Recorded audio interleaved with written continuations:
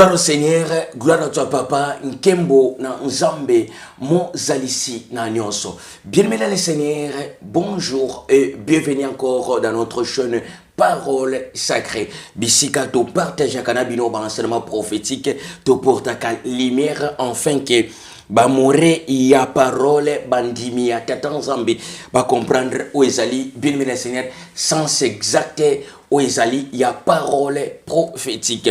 Bien, mais aujourd'hui, je viens juste pour... aujourd'hui, je viens, bien aimé le Seigneur, juste pour porter encore la lumière sur, bien aimé, ces sujets, bien aimé, on a mon acquis, dans Internet, bien aimé le Seigneur, on va préciser, Israël a-t-il vaincu 400 ans d'esclavagisme en Égypte ou est-ce que la traître négrière aux Amériques? Israël, est-ce que Israël vraiment vivra 400 ans d'esclavagisme en Égypte? Tout paysan nango, traître, il y a esclavagisme, 400 ans d'esclavagisme, il y a Amérique. Bien aimé, il faut faire très attention. Nathan Oyoyo. Gloire à toi, papa. Bien aimé le Seigneur, il a vraiment enseignement, mais il y a quelques explications à apporter. Bien aimé le Seigneur, puisque aujourd'hui, nous attendons beaucoup. Bien aimé, fais très attention, fais très attention. Quand tu attends, bien aimé le Seigneur, un enseignant Zolo Bakeno, Israël antique. Je vous dis, Israël antique n'a jamais existé. Israël antique n'a jamais existé. Alors, bateau bino bofingaka bedom. Bien aimé, il y a trop de confusion. Je dis respect na bien aimé moko na lingaka mingi. Mais il faut faire aussi très attention. Israël antique n'existait pas, n'a jamais existé. Il faut faire très attention. Bien aimé, tant que y a porter lumière, il faut y avoir déjà, bien aimé, mystère y a non Israël. Mystère y a non Israël, bien aimé, Seigneur, y a un kotisa complication na kata Bible oyoyo. Quand Jacob, bien aimé, or le vrai nom de Jacob, ezalaki Yuda. Son vrai nom avant modifié. Bien aimé, Jacob, ce n'est pas son nom. Jacob ezali, bien aimé, Seigneur, histoire d'Angleterre. Les Jacobis. Bien aimé, Seigneur, quand un Jacob a formé un groupe de la religion, les Jacobis. Tu quoi prendre un go, bien aimé, Seigneur, puisque tu zonga na jeunesse qu'à la trotter. Gloire à toi, papa. Bien aimé, Israël antique n'a jamais existé. Quand on dit non, Israël antique, c'est là qui va noir. Bien aimé, directement, et là-bas, il voit qu'il y a un bateau, il y a un ignorant. Il y a un niveau de la vérité. Israël antique, c'est là qui va noir. Israël antique, n'a jamais existé. D'où vient le nom d'Israël? Le royaume d'Israël n'a jamais existé. Aucun royaume sur cette terre existait dans le Israël. Non, non et non. Même maintenant, l'anda très bien. Pour l'anda qui va non, histoire de la Bible, c'est histoire de la noire. Les 400 ans d'esclavagisme au bâtiment de la Bible, les 400 ans vaincus dans l'Égypte, et ça les 400 ans, bien aimé, les 400 ans d'esclavagisme il y a aux Amériques. Titre nango ezali Israël a-t-il vaincu 400 ans d'esclavage en Égypte ou est-ce que c'est la traite négrière aux Amériques? Oui, la traite négrière aux Amériques et ça la 400 ans. Gloire à toi papa, y'a tout porter lumière pour te comprendre. Tout s'est trompé. Bien aimé, tout ce qu'on a mis dans la Bible, c'est une histoire. Événement fait. Et ça, histoire exista. Et salama. Mais modifier de combo et puis modifier histoire. Pour nini, bien aimé Seigneur, bon, le vrai peuple, il y a histoire va comprendre. Maintenant, bien aimé Seigneur, tant que la histoire, oyoyo, histoire et esclavagisme exista. 400 ans, il y a Égypte, bien aimé Seigneur, c'était vers l'an 600. L'an 600, bien aimé Seigneur, les événements et salama exactement. na Égypte na likolo te meza événement salama na Égypte Nubia. Tozoya puisque nazo zongela un peu place na sukaki na dernier renseignement on appelle ça qui sur Sodome et Gomorrhe et zalaki Godemiche Sodome et Godemiche. Gloire à toi papa. Bien même malgré que non YouTube a interdit qui vidéo wana yango mona vidéo wana ya Sodome et Gomorrhe ezati mais na ko zongela ngo puisque apesa ki ba raisonner albi non otaki quelques images ezaki ba image ya batu bon yango moni que non to pesa kio to ba ki no vidéo wana espèce la supprimer mais le contenu ya kati était bangote. C'est pour cela bien c'est na ko reprendre encore enseignement oyoyo ya na ko reprendre encore enseignement ya nino yo ya Sodome et Gomorrhe. C'était Sodomie et Godemiche. Ville ezalaki ville ya Sodomie et Godemiche. Tout ça on a dit. Bien aimé, Israël a-t-il vaincu 400 ans d'esclavage en Égypte où et c'est la très négrière aux Américains. Gloire à toi papa. Bien aimé, c'est pour ça qu'on a fait très attention. Fais très attention, bien aimé Seigneur, na réseaux sociaux. Surtout na temps oyo bien aimé Seigneur, toyo kebele. Les 12 tribus d'Israël, non, ce sont les 12 tribus d'Israël, les Afriques Mobimba, Afrique noire Mobimba. Bien aimé, les 12 tribus Ezali, Afrique noire Mobimba. Bien aimé, ce sont des ignorants. Pourquoi? Bien aimé, Afrique noire Mobimba et Bimi na moto babenga kaye couche.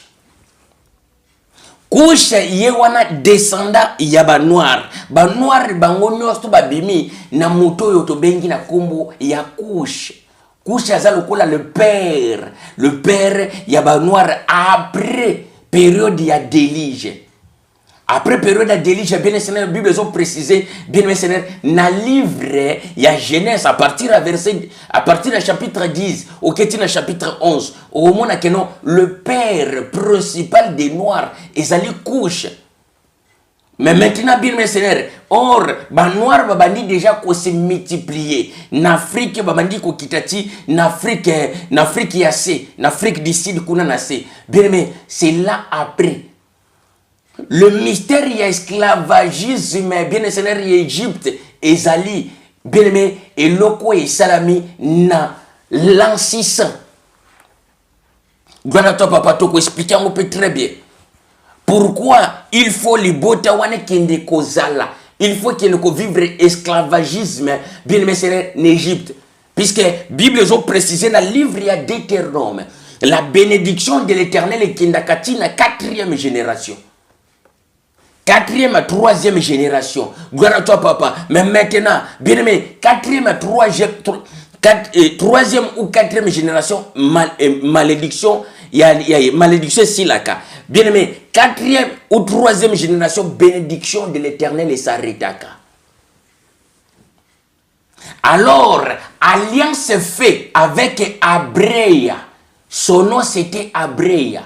Au comprendre awawa ba tout bazo ta titre oyoyo bien aimé puisque connaissance c'est limité donc dans le bal sous babi aza orgueillé amona kaye mutaye bibele bien aimé na yebi na za fier na o na yebi pourquoi na jua ngopé na gratuit boité na passe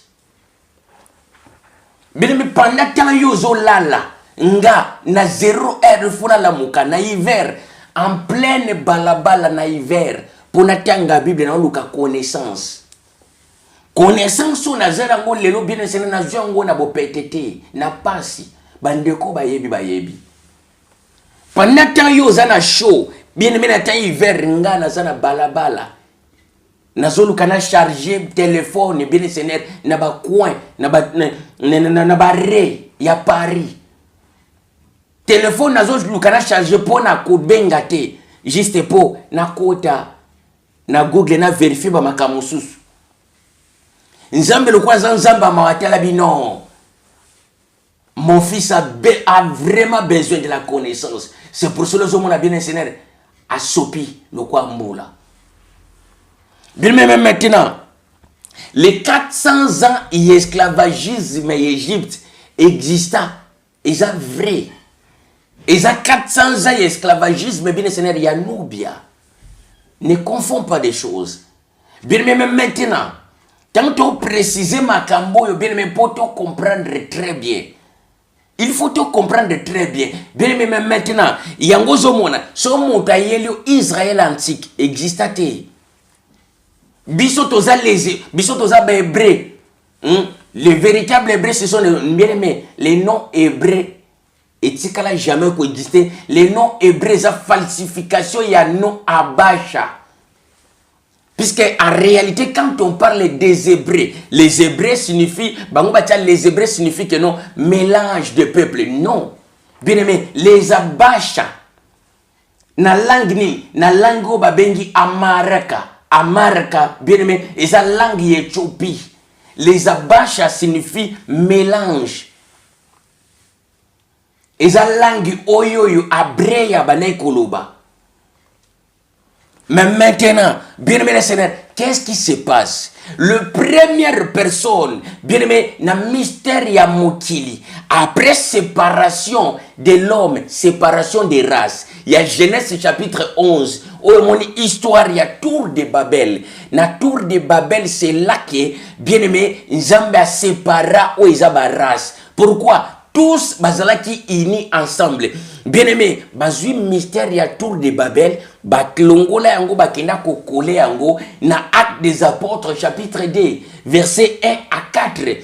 Soudain, bazalaki bango nyonso ensemble, bamoni une bruit, une forte bruit na likolo. Bien-aimé, bo ba langue de feu et bimeli bango na moto. Bien-aimé, les Pentecôtes oyo kaka Pentecôte, ce sont les temps aux séparations des races de Salamaki.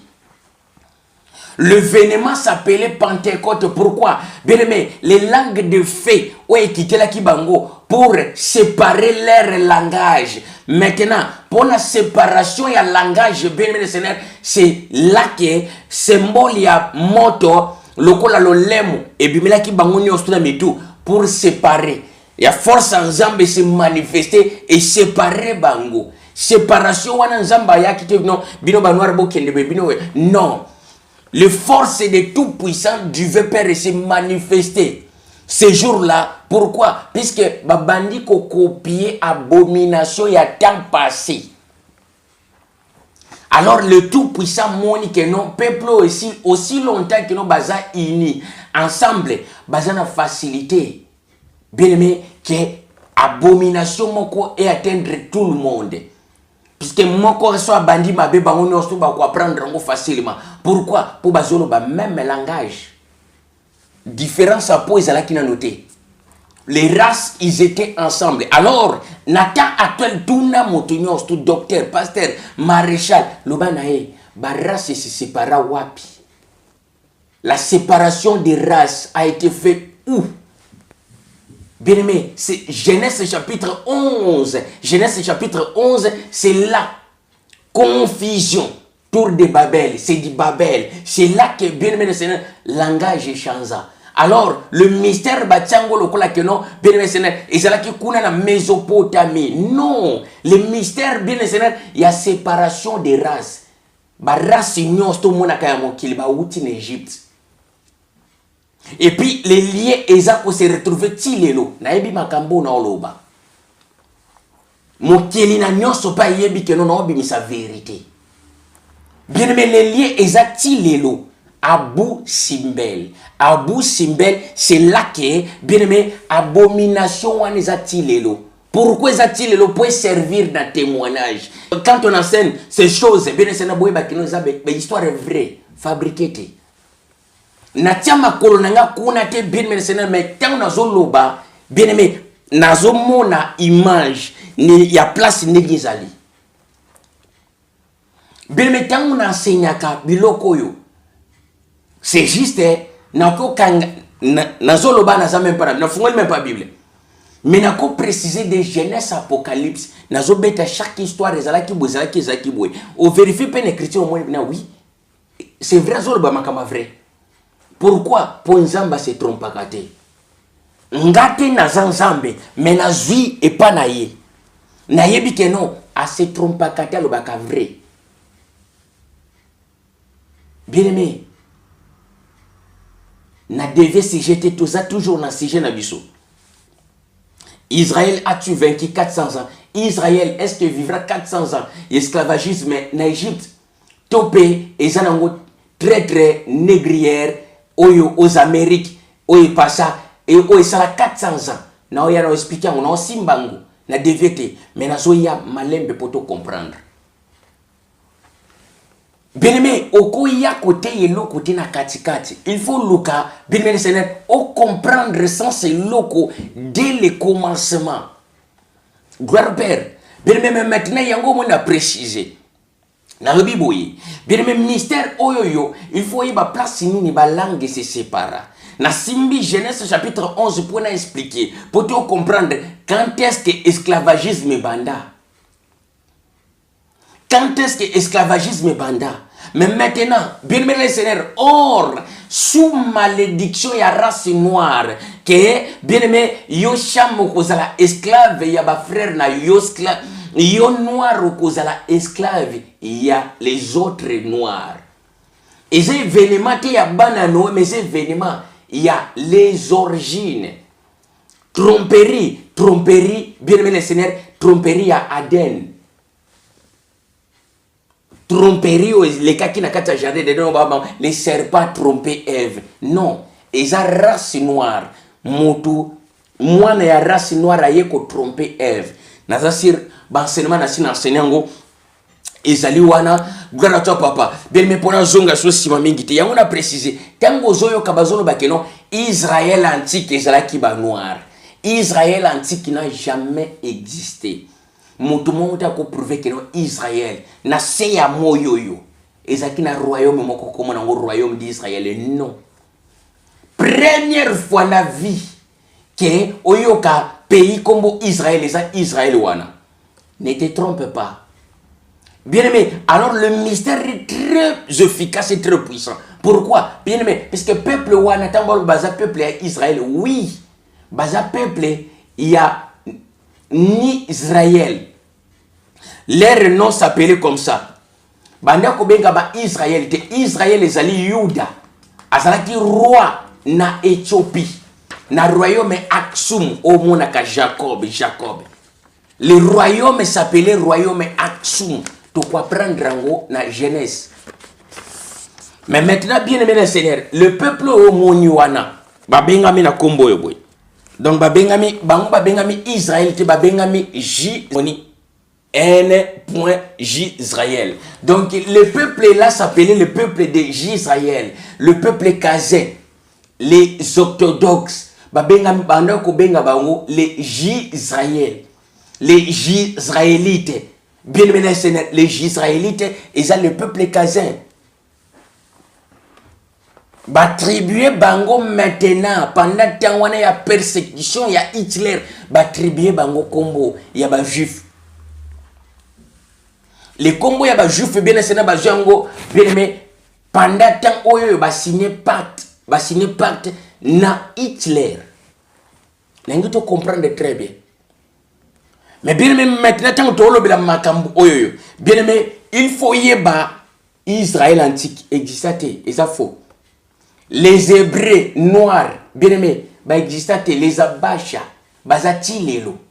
Les noms wane wuti na Éthiopie. Gloire au Père. Bien-aimé, Abreya Yewana bien Seigneur ba commissaire Abraham. Mais maintenant, il y a on a précisé. Après séparation, il y a ba langue.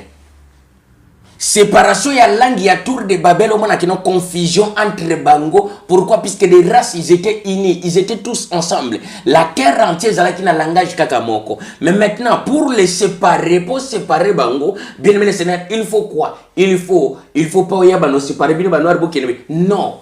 La force de tout puissant, bien aimé, se manifester, bien aimé, c'est le jour là où on est un événement à Pentecôte et Salama. Pentecôte, cela veut dire, bien Seigneur, l'événement, il y a séparation des races. Il y a un Pentecôte. Bien aimé, et quitter les bango, pourquoi? Parce que Bazala qui tous unis. N'allié au babengi yango tilelo. Abou Simbel. Abou Simbel, péché grave va commettre que zanini. Péché grave va commettre que bien aimé le Seigneur, puisque Babanda qui kosala bikeko. Les grands statues géants. Oyo yo nzamba bomelaki mokili. colère ensemble kitaki. Bien-aimé le Seigneur, contre Bagéa antique, mais maintenant, Bango va répéter, bien-aimé le Seigneur, et loko Bagéa antique, babane kosal. Les grands, Bango pe bakamati, basali, ba grand stati, n'importe ya ville, ezati lelo. Alors, l'Éternel a tomboki, les tours de Babel, l'inga tout à ciel, ça n'a jamais existé.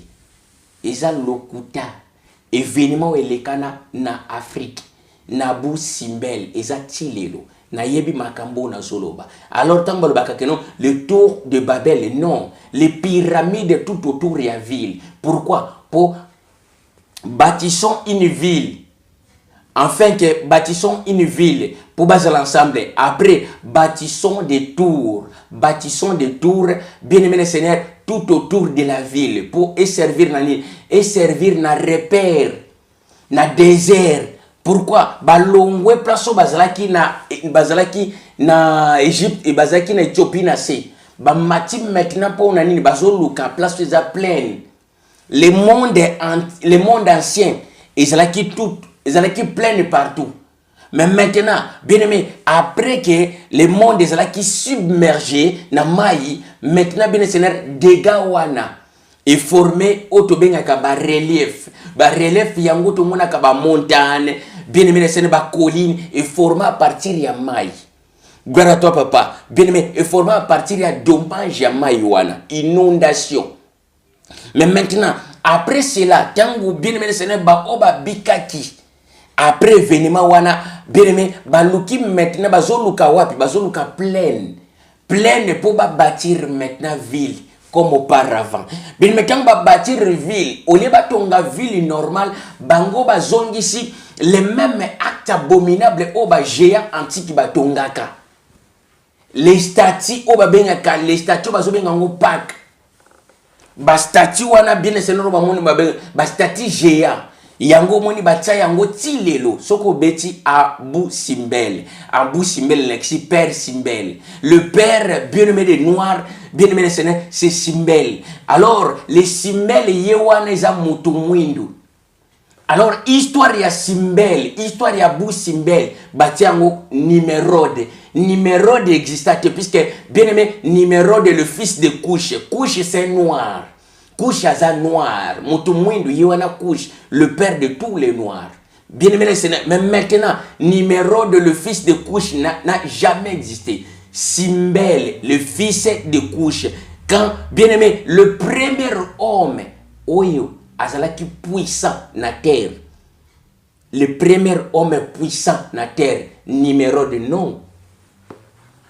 Nimérode eza histoire ya Kalatrote, ya Mésopotamie. Ezalaki kutu bongote. Mais l'histoire romane batsawana eza histoire ya Simbel. Babenge Abou Simbel. Donc Abba Simbel. Abou, Abba. Abba, Abou. Donc c'est différence, il y a l'appellation papa, il y a sa papa Simbel. Gloire à toi, papa. Mais bien aimé Seigneur, quand la race s'est séparée, mais maintenant qu'est-ce qui se passe? Alors, chaque race est comme, bien aimé, soit bozu batuna bino, boké côté que la race soit comme esclave. Boye boté qui batouana comme esclave, bamba opesa bino biloko, donc en échange, il y a biloko. Biloko kolia toba objet à or. Mais maintenant, bien le Seigneur, or, esclavagisme comme il se propager la terre entière. Mais maintenant, bien aimé, le premier homme à se soulever pour abolir mystère Rwanda, à bannir, bien le Seigneur, mystère Rwanda, c'est Abrea. Alors, Abrea yewana Abraham. Tango baota Ir, Abraham azamutu ya Ir, Abraham azalaki roi ya H-I na Égypte nanganda 1. Égypte nanganda 1 place yo Abrea uta. Alors terre wana ezalaki mélanger na baras mosusu. Baras ba poso pembe. Bien-aimé, Égypte au mona ka likolo kuna Alexandrie eza Égypte ya mindeli. Bazalaki mélanger na race de benga ka berbère. Bien-aimé, quand on parle que non, Égypte c'est ça, histoire ba noir, bien-aimé, il faut yeba, histoire très bien. Égypte ya likolo otomona ka Égypte ya lelo kayen wana. Non, noir atikala jamais kozala kuna. Égypte noire, eza Égypte to bengaka Égypte Soudan. Égypte Soudan yangwana ba bengango Égypte couche. Égypte ya ba noir. Ba noir ba botama wana ba se partager, ba se multiplier, ba misu ba kei na ouest, ba misu ba tikali na est, ba kiti na sena ba Kenya, bien aimé. Yango eza bango nyos tous les noirs ba uti na papa moko. Le père des noirs yewana couche. Alors, le premier homme à être puissant sur la surface de la terre, yewana ba combien la Bible Nimérode. Or, eza Nimérode te.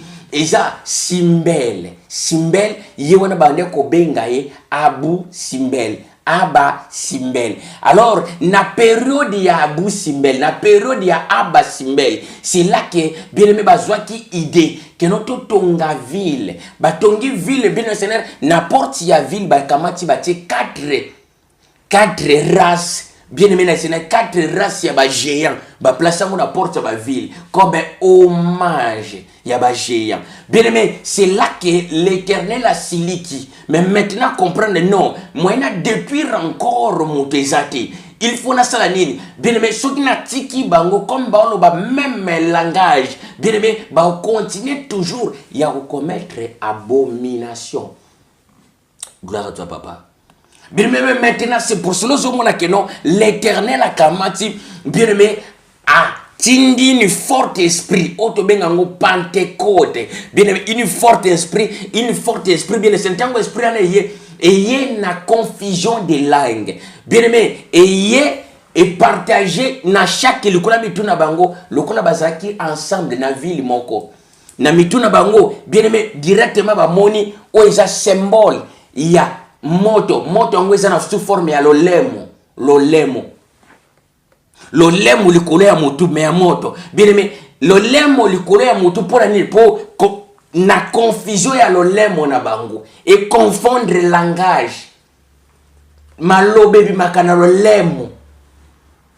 Actes des apôtres chapitre 10 et Actes des apôtres chapitre 2 versets 1 à 4. Ezali événement il y a Genèse chapitre 11. Gloire à toi papa. Bien aimé, événement il y a Genèse chapitre 11. Il faut pas qu'on se trompe. Tant qu'on va Pentecôte. Bien aimé, les jours où les disciples ba yamba molimo. Bien aimé le Seigneur. Or le Seigneur a fait promesse wana na Actes des apôtres chapitre 1 verset 8. Vous recevez une force. Gloire à toi, papa. Bien aimé, c'est pour cela que l'on a précisé très bien pour te comprendre. Mystère n'engni les alliés. Bien aimé, après séparation, il y a balanga. Après séparation, il y a balanga. Bien aimé, séparation des langues, c'est séparation des races. Tout va se séparer dans Genèse chapitre 11. Bien aimé, Genèse chapitre 11, événement, on a yango, yango, Pentecôte.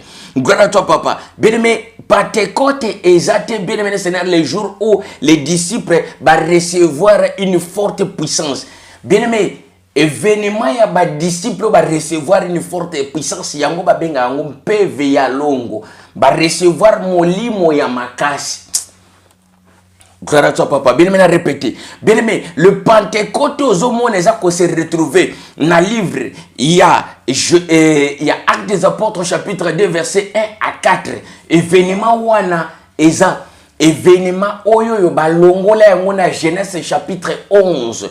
Mystère ya tour de Babel. Les tours de Babel eza événement oyo yo. Il faut que non, bien aimé, Zamba séparé ou Zamba race. Les races se sont séparées dans la tour de Babel.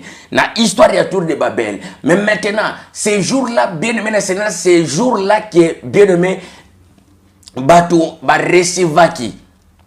Oezali, bien aimé, basini ya lolemo ya moto. Basini ya lolemo ya moto, bien aimé, yango wana Pentecôte. Le Pentecôte, bien aimé Seigneur, c'est la séparation des races. Nzamba séparé ba race nde wana na Genèse, bien aimé Seigneur.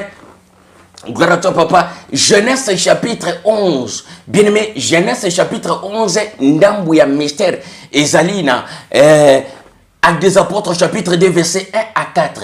Wana ba se séparer. Mais maintenant, bien aimé, ndenge na expliquer Abraham Abraham Abraham son vrai nom eza Abrea.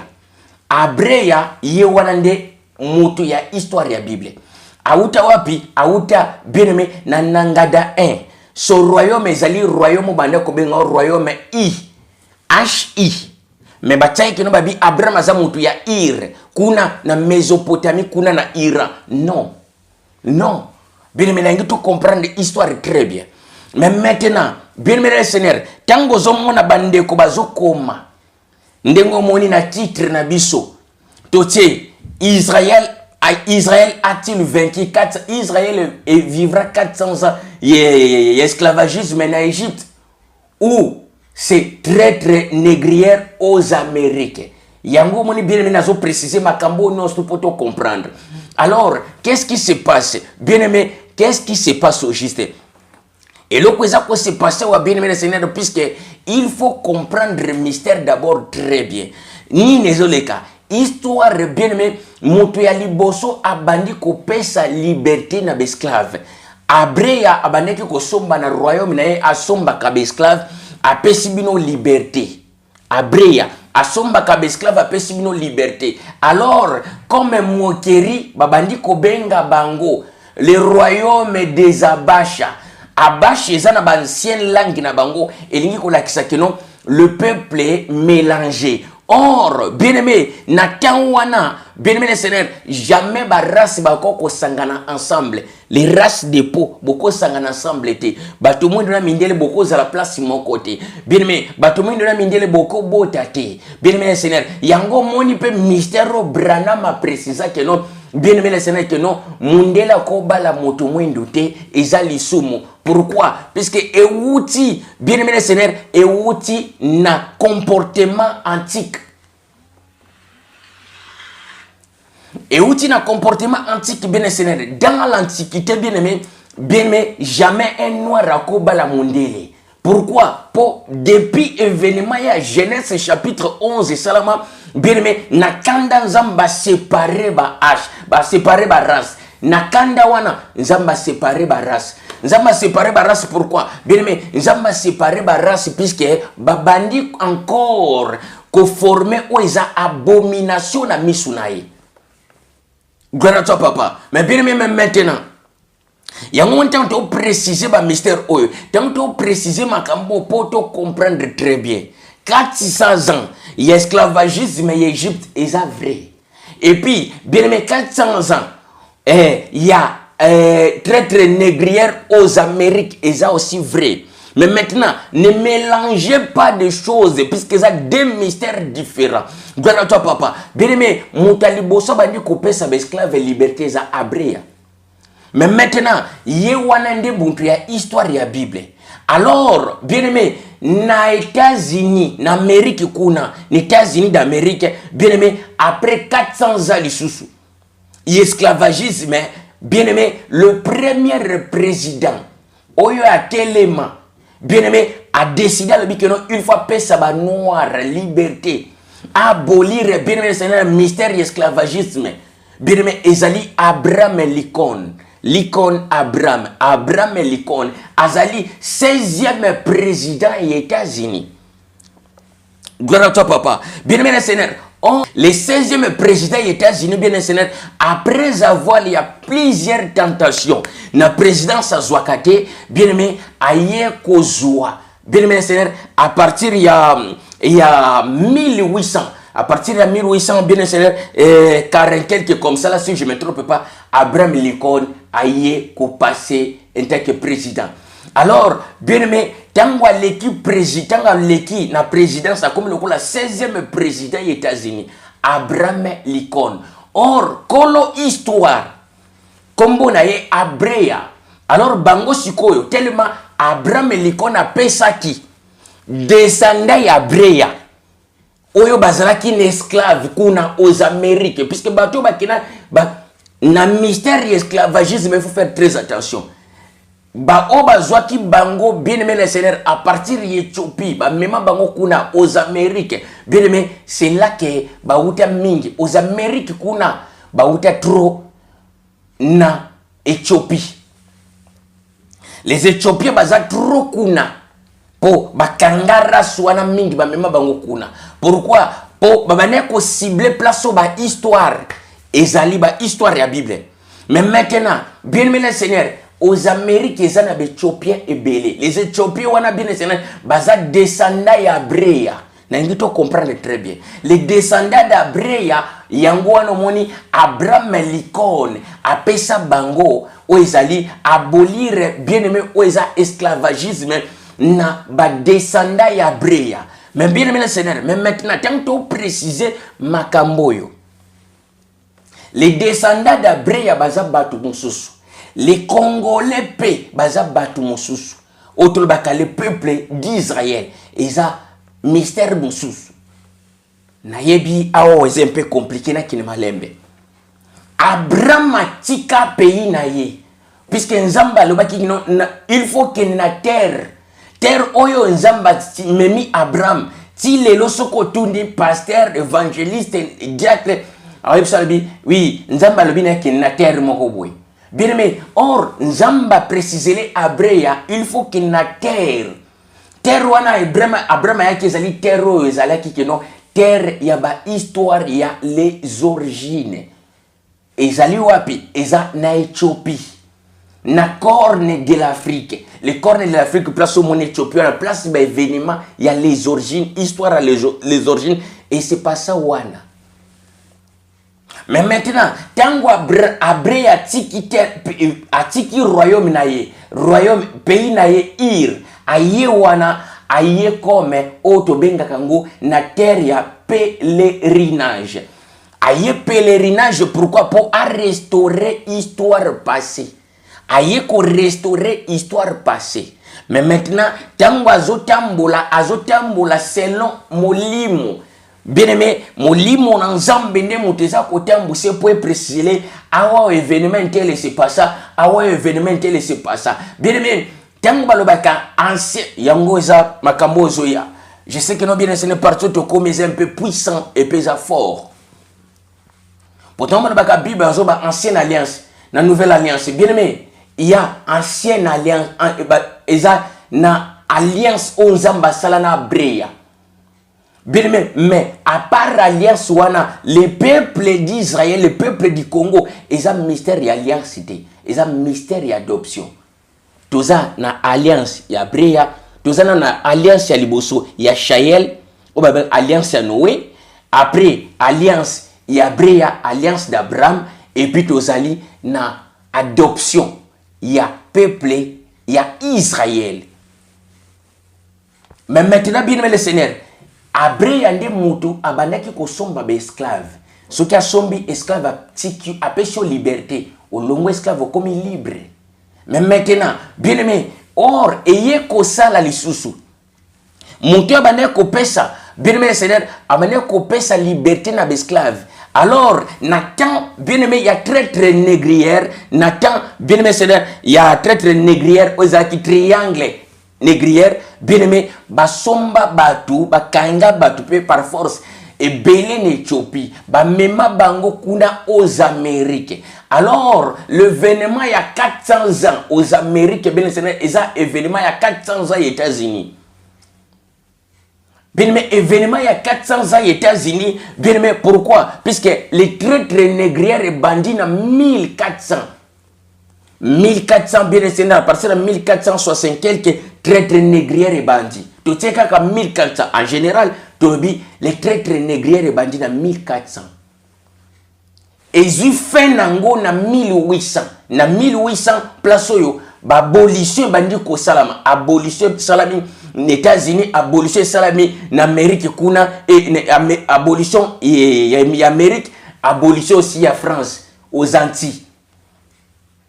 Alors, bien aimé Seigneur, il faut savoir une chose. Ba oba zwa bango majorité ba oba zwa bango na Afrique, auto bengaka Éthiopie, Éthiopie, Kenya, ainsi de suite. Bien aimé, ba mema bango na majorité ba mema bango kuna aux États-Unis, aux Amériques. Alors, ba oyo ba zwa bango bien aimé na Seigneur en Afrique centrale, précisément na royaume Congo. Ba mema bango bien aimé le Seigneur, ba mema bango na Brésil et puis ba mema bango na aux Antilles. Naba île français, c'est là que le français, bien aimé Seigneur, bazouape quelques noirs, ba mema bango kuna, pour servir bango comme des esclaves. Avant abolition, l'esclavagisme, il y a ba français pays au Salama. Mais maintenant, bien aimé, les 400 ans, au bandeko ba komi que non, bien aimé le Seigneur, les 400 ans au bandeko ba komi. Israël a-t-il vaincu 400 ans d'esclavagisme en Égypte? Oui. De 1600 et de l'an 600 jusqu'à 1000. De l'an 600 jusqu'à 1000. Tu quoi prendre en gros puisque na zoya. Na Genèse c'est ça. Tu le bac avec des preuves. Gloire à toi papa. Mais maintenant, bien aimé le Seigneur, qu'est-ce qui se passe? Événement oyoyo. Il y a traître négrière et c'est passé pour 400 ans. On a précisé. De 1400 jusqu'au 1800. Donc, de 1400 à 1800. Donc, 400 ans, il y a Tawana, et il y a 400 ans, il y a traître négrière.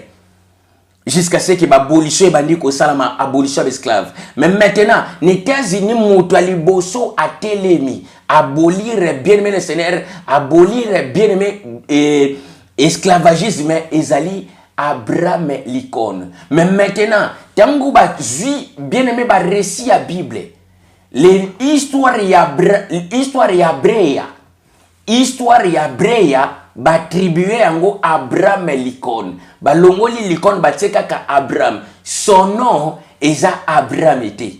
Kolo histoire. Tikolo histoire bien aimé. Eza histoire et salama na royaume Aksum, royaume ya Brea. Voir même bien aimé c'est na soko teli Bible. Tango tela ka Bible oyoyo, Bible est divisé na deux parties. Tango zo tanga histoire ya Abraham o mona keno terre wana eza terre moko sec sous forme de désert. Abraham créa le puits. Abraham a créé ba puits ya mai, pour luka mai. Eza terre moko sec, terre moko désertique. Histoire d'Abraham se passa en Éthiopie, nord Éthiopie. C'est par là que l'histoire d'Abraham est le Canaan. Na royaume Aksum, royaume Abrea. La terre promise à Abrea, eza Éthiopie. La terre promise à Abrea. La terre promise à Abrea, eza la terre qui est promise aux enfants d'Israël. Non. Alors, bien aimé Seigneur, il y a un enseignement tant toko préciser. Est-ce que c'est le cas? Royaume d'Israël, tu es le royaume du Congo. Le peuple bazalaki peuple ya Israël. Israël yewana bien aimé aza Israël aza roi Yaksum. Ya royaume Aksum. Na ki malembe. Muto babenga ke Jacob na Bible. Son vrai nom o nzamba pesa ki eza Israël. Alors, bien aimé, tant nzamba pamboli nzamba lobine comme litenanga kombo na yo à partir à l'élo et comme litena ange de l'Éternel. Alors, l'ange de l'Éternel, bien aimé, a représenté directement Zambi. Ton nom aujourd'hui est Longwe Yuda et comme Israël. Pourquoi? Pour aliter, lityango zani lityango babingo libanda. Ba litena na ubamba mutu na mabele. Il y a kangie kaka makasi bien aimé lichwana na ange ya ange nzambe yango. Donc les noms ange déjà pèsent à la kamabe. Les noms ange outi na religion mormon. Ange mormon yewana tanga kufa ke sile bandiko bimela batu babengi bandiko benga ba milimo non ste bimakana milimo ba ange. En réalité ce sont des génies. Les génies de l'Éternel. Les génies de l'Éternel. Mais awa batela biso ba ange. Il n'a coûté un ange de l'Éternel. Non, ange de l'Éternel existe à côté. C'est les génies de l'Éternel. À cause de la supériorité, na force, supériorité, na connaissance, supériorité, na sagesse. Il y a un montant où la connaissance, c'est un génie. Par rapport à quoi? Par rapport à les génies de l'Éternel. Ba ange nzambe milimo ya nzambe ils ont la connaissance avancée que les hommes ils ont la force avancée que les hommes ils ont bien aimé Seigneur Donc il n'annonce tout que les hommes, il y a un génie. Alors les génies va déformer comme un ange. Pourquoi? Puisque Angèle Mormo tanga koufesili aye ko bimela mutu moko aux États-Unis pour expliquer place ni ya bomba qui va livre. Alors même maintenant bango ba traduire ango pour mutu wana zote mwana bina mona qui na éclat moko azo rayonner. Alors maintenant yango pe bazwa bacha les anges de l'Éternel. Pourquoi? Pour na honneur ya Angèle Mormo, ange Mormo. Il faut faire très attention. Bien maintenant on préciser bakambo yo. Il y a fabriqué zate. Dans le la vérité puisque bit nangeza na courir pour na sala moto plaisir. Mais bit ezali to courir pour toi atteindre perfection. En fait, on recevoir les couronne. Il y a gloire. Gloire à toi papa. Bien même maintenant. Na ba bien aimé na biso ba comment enseigner les lots na réseaux sociaux. Bien sûr, tout le monde a besoin de recherches, besoin de connaissances, besoin de savoir. Bien aimé, mais tout ça là très attention. Mes frères, pourquoi? Bien aimé, quand vous avez enseigné déjà ce qu'on dit que Israël antique n'a jamais existé. Royaume d'Israël antique, Israélite antique n'a jamais existé. Alors, bato ba falsifier la Bible kuna na Vatican, ba buka na kana koseka, na ba discours na bino. Le nom du Congo est remplacé par Israël. Le nom du Congo est remplacé par Israël. Pourquoi? Puisque il y a un mystère d'adoption. Exode, il y a un mystère d'adoption. Exode, il y a alliance. L'alliance a été faite avec Abraham. Ça, c'est l'alliance. Les coffres de l'alliance, ils appellent mystère Abraham. Arche de l'alliance, ils appellent mystère Abraham. Ils appellent mystère Exode, il y a Moïse, non.